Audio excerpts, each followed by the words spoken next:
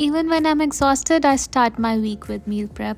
After running 35k in prep for my marathon, I kept this week's meal prep simple to avoid being on my feet too long. Plus, with increasing weekly mileage as I come closer to my marathon, I need plenty of high protein and high carb food, so I meal prep this week accordingly.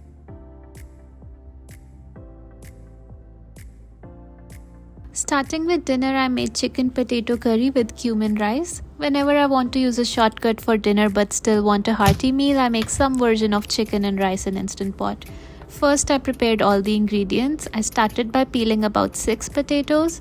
For an easy cleanup, I peel potatoes over a paper napkin, makes it easier to get rid of the peels. Then I chopped them into bite-sized cubes. I didn't want to touch my phone while chopping chicken, so I did that off screen. These are 4 big chicken breasts. Then I pureed together the ingredients for the base of the curry, including half an onion, 1 jalapeno. I removed its seeds to go easy on spice, about 1-inch cube of a ginger, and 3 tomatoes. I know it's ideal to cook onions separately before adding in tomatoes, but I take all the shortcuts when I can. With that, I was ready to dump everything into Instant Pot. I started by spraying some oil and sauteing cumin, coriander, and fennel seeds. Once they were toasted, I added the onion-tomato mixture.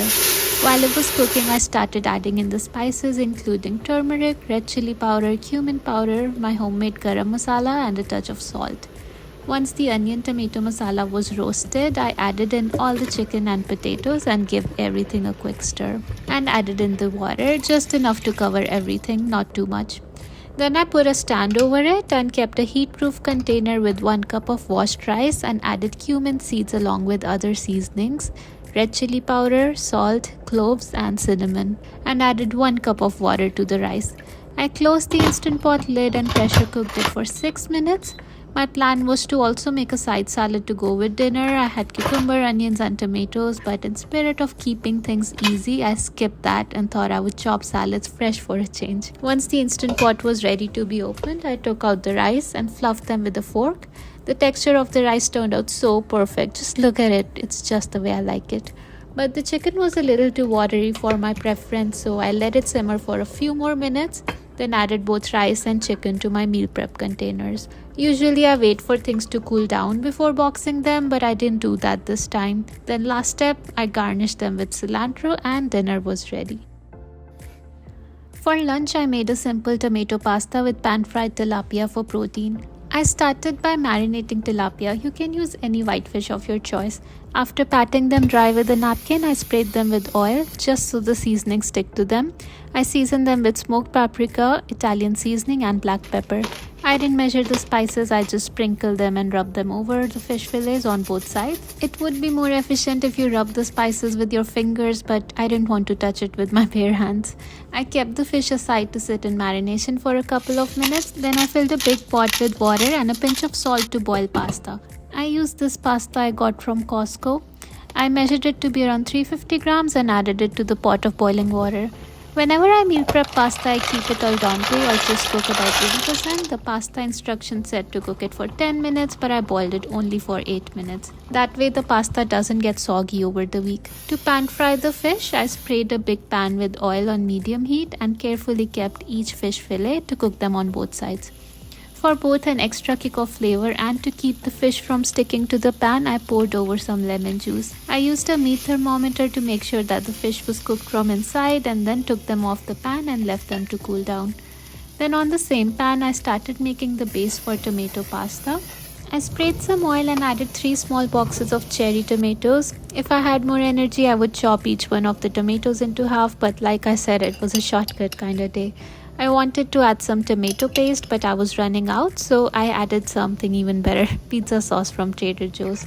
I added about 3 tablespoons of that over the tomatoes and let them roast on medium heat. Once they got softer, I mashed them slightly to release the tomato juices and also added about a cup of pasta water to thicken it. I let it simmer for about 15 minutes, then mashed them a little more. If you add tomato paste, it would thicken sooner, but because I used pizza sauce, I had to be a little more patient here. I seasoned them with about a teaspoon of Italian seasonings. The pizza sauce already gave it a good flavor, so I didn't add too many seasonings here. I added the boiled pasta over them and some chopped parsley. Then I divided them into 4 meal prep containers along with 1 fish fillet in each box. With that, my lunch was ready to go. For breakfast, I made apple pie overnight oats. It's one of those recipes that taste good both cold or heated up. I like such recipes for fall season.